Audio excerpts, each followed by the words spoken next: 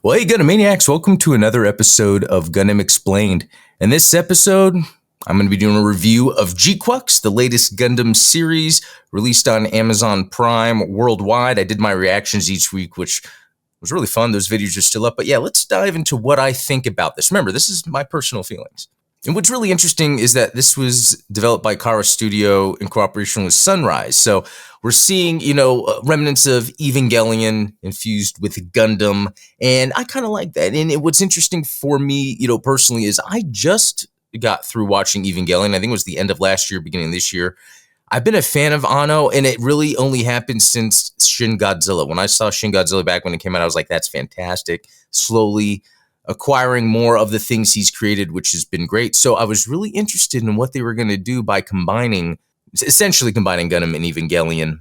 In my opinion, after watching Evangelion, I see that as sort of a fusion of what came from Godzilla, what came from Gundam to make like the ultimate next big story in Japanese pulp culture. But now we're here where we have Anno in the background with Kara Studio making a Gundam. I'm going to go through the pros first and then the cons. I feel like there's a lot of criticism that's going to come out of this. I'm going to wait until the end for that. So with the pros, first of all, it's the fact that this has a lot of classic Gundam stuff that I like. The original Mobile Suit Gundam pretty much retold, just with some variations. It has the music. It has that animation. It borrows heavily from that period. It's just modernized, so the animation's very consistent. It looks fantastic. It's fun to watch. It's great that they made this. If this was what it takes to just get these little shots of classic Gundam modernized, I'm cool with that. Along with that is the classic music modernized. Another thing when I got into Gundam that really caught my attention was the music of the classic Gundam and Zeta Gundam. Zeta Gundam's probably my favorite Gundam soundtrack, but I really still like the original Mobile Suit Gundam. And that's all in here. They have all those old songs, not all, but they have a lot of the old music modernized. It feels really good. It gets me pumped, gets me excited. When I saw Beginning in the theater and they were going through just the regular intro like you'd expect, except with Char there, I loved it. Now, when it comes to characters in the show, Shalia Bull is probably my favorite. I wasn't expecting it. It was interesting to see his unique new design. And compared to the rest of the characters within 0079, he was the one that had the most dramatic look. And speaking with other influencers like Steven of Midnight Hatter, he had brought up that that's probably intentional because he is kind of a main character and the main character. And I kind of saw that as we went. His backstory about facing death. I think out of all character moments in the series, that one was the most grounded. That one was the most, it felt like what we got from the original Gundam. I loved the sort of surface level quantum science. So I'm really big into science, theoretical science, stuff like that. If you haven't watched Godzilla Singular Point, I believe that's what it's called. That's on Netflix. And that's one of those, I was not expecting it. Yeah, it's a Godzilla show, but they also talk a lot about quantum mechanics. They're injecting a lot of theories in science right now into explaining things that could be happening. And they almost do that in GQuuuuuX. There was times where some of the language used, and I guess there's so many different words and verbiage you can use to describe certain theoretical scientific processes, but talking about like the other side, how the Zek Nova, and then when they were showing the graphics of showing, it was like a visual display of like the heightened wave form of the Zek Nova, but then the other side, it kind of dropped down, kind of showing the more of the opposite nature that we see from our visible reality and the quantum reality. And that has to do a lot with the new types, the consciousness. This is stuff that's interesting from the original UC Mobile Suit Gundam, and that's been in other UC Gundam, but it's cool to see it here talked about more, but I don't think they went all the way. It was very surface level. I call it in my notes the surface level quantum science. I think it's the way they speak on it. It's good beginner science. It's really cool. Right here is an example of potential where they could have gone deeper and it would have been more interesting. Another pro is the Zeta references. Once we got to those episodes where it's just pretty much redoing Zeta in a way. We saw Basque Ohm, the Titans. We saw the Psycho Gundam show up. A lot of cool stuff there. Hearing the music. Again, that was very fun to hear. And I guess a con with all this is nothing has any really build up to earn it. It's there. I guess we'll see this a lot. It's that Leo gif, right? Where he's like, oh yeah, that. So Zabi family interactions, a really cool core component of the narrative in the original Mobile Suit Gundam is the Zabi family, because they're the ones who kind of caused Earth sphere to be in the state that it's in, to cause, the 1-year war that we got into, Operation British. And what's interesting, though, is seeing that you get those, you get to see the Zabi family kind of go through those motions again, but it's almost like what we've learned from H.G. Wells', Time Machine. I think more the movie version, right, with Guy Pearce, where he was traveling back in time to save his girlfriend or fiance from dying, but every time she would die from some other means. And so it is interesting to see what comes up of the Zabi family through that, although I feel like they did it in a very rushed fashion, but that's a con, so we'll get to that later. And from that, just seeing Cassilia, being Cassilia, more Cassilia stuff was really cool, especially confronting Giran. That type of stuff, because of understanding what was in the original Mobile Suit Gundam, that stuff affected me a lot more. It was very interesting. There was also the happy ending. By the end, the characters that you thought would die didn't die, and it was pretty much a happy ending. This almost opens up for a sequel series, which I think, if anything, this needs, just because as we get into the cons, we'll see why. But I also liked the RX-78-2, the interpretation of it, where it had like the handles everywhere. It has like the yellow on black painted stripes on there that are reminiscent of like a power loader. That's where some of the personal tastes of mine come through. So I really like that RX-78-2 design, and it has just enough Evangelion in the design, from the GQuuuuuuX that we could see for sure, but also in that Gundam. And then that also goes to the G-Fred. So as much as, the GQuuuuuuX was the kind of this, premier suit for the show, the G-Fred more aligns with what I guess I would like from the Evangelion side of the house in design. So my favorite suits, RX-78-2, G-Fred.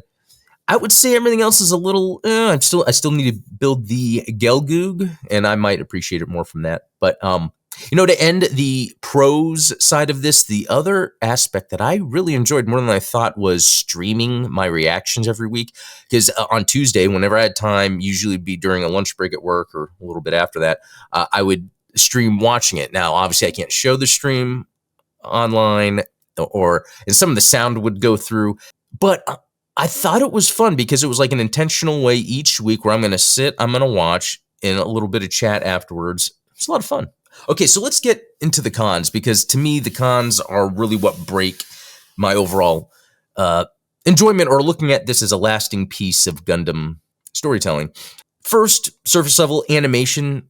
I feel like it's interesting how animation can be hit and miss, and sometimes it's dependent on the studio, or maybe it's the budget and what is cut, what is not.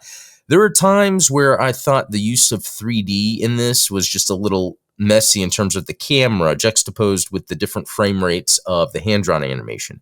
And you could just see it. You could just feel the difference in the frame rates, and it was just a little messy. You didn't really get good detail.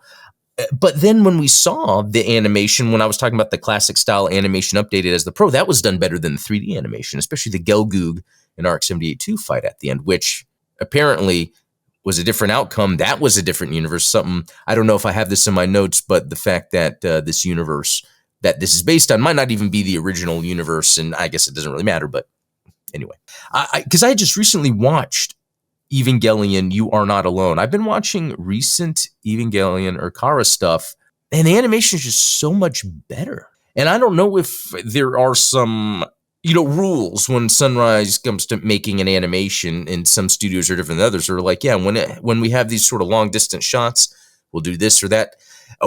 For instance, the thing that GQuuuuuuX tends to do that I think Gundam and maybe some other anime does, but not all, like Evangelion, is where when there's a shot of characters far away, the line art is thicker than what it would be traditionally, so it looks odd. It's almost like they drew it wide and then zoomed in digitally for showing it, which I think that's a shortcut, and that's fine if they want to do it, but to me, it stood out. It was inconsistent.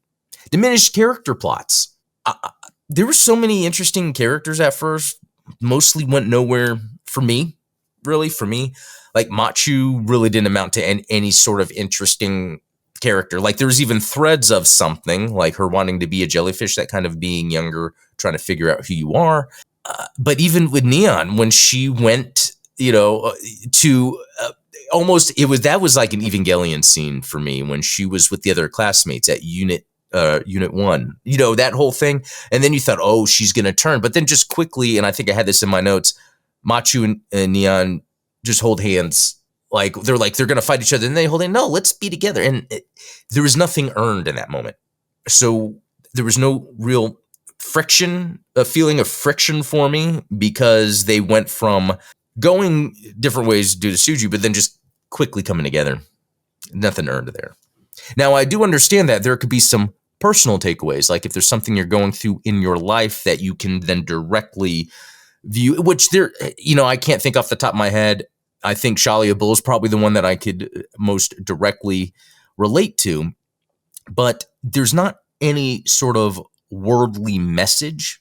Again, it all seems to be, from what I'm reading, when myself and Stephen have talked critical about GQuuuuuuX, what a lot of people tend to talk about, oh, from this, I got this, I got that. And what I see they're describing is wonderful, and it's a very personal thing. That's not what I'm talking about when I talk about a worldly message.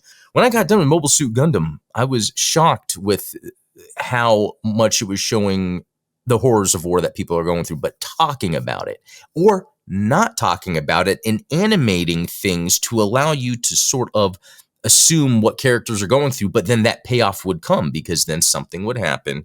In GQuuuuuuX, there was really none of that. There was no worldly message. It went from a police Zaku to then a giant, Zeknova causing quantum tunneling and teleportation from different realities. Like, that is such a wide range of things. There's no grounding in any of that for me to attach to something to then see some sort of message. That's why this is not a worldly message for a show. This is personal, person to person. And again, this is not a bad thing, but this is very much TikTok-like. It's just a bunch of things, but some of those things you could connect with, and you could just get used to, scrolling. And again, we got that Zeta episode, Bask Ohm, Psycho Gundam, Humbrabi. That's like going through TikTok. Oh, look, it's this. Oh, look, it's that. Or Leo going, oh, look. It didn't really have any substance. None of that stuff fit into the overall message of the show, which, again, in my opinion, there is not. Now, if I'm going to defend what I just said, I would say Kara Studio had the privilege of making their own fan fiction. And in that case, they succeeded, because they got to do what they wanted to do. Is very personal.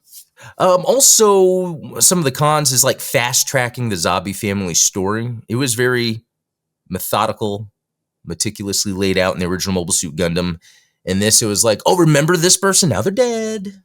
I loved the Caecilian Giran scenes, but again, they were kind of going through these real quick without giving time to sort of sit there with the characters and see how they're feeling at this point, now that the realities are different. Which, the biggest issue I think I had with this was what they could have done. The idea is, if the Zabis or Zeon won the war, which actually wasn't the case in this, even though it seemed like that's what was presented to us. There was still this conflict between the Earth and Zeon. But early on, there was apparently Sayla in that light gun cannon. So it's like, oh, very interesting. Then without Amuro around, what is her deal? Or with, the difference with Char, what is her deal then in this timeline? And then by the end, she's Artesia, ruler of Zeon. And it's like, okay, that, while is a cool fan fiction idea, I think then what this story should have been about was that. That has more worldly impact, overall bigger impact. And you can tell a personal story with Sayla trying to, because I really do think, even though it says she's ruler of Zeon, I think there was stipulations to that. I think there was more, or you would think there would be some more, unless, again, this is more of that TikTok nature of, oh, look at this. Oh, look at this. And if I'm going to back up any of my cons here, I'll just simply look over 20 years ago, 0080 War in the Pocket. Wasn't that a 6-episode OVA? That's probably the most emotional and compelling Gundam series that exists. So within a short, I said 6, could be 8 episodes, I don't know, just a short time frame of episodes, you could tell a riveting story with totally awesome characters, with earned action combat scenes. Right now, I can't really tell you much I remember from the combat fight scenes in GQuuuuuuX. Like, yeah, that Shuji one, when he was in the Red Gundam fighting the Gelgu, was the first, earned, because that was the first battle that seemed like there were stakes.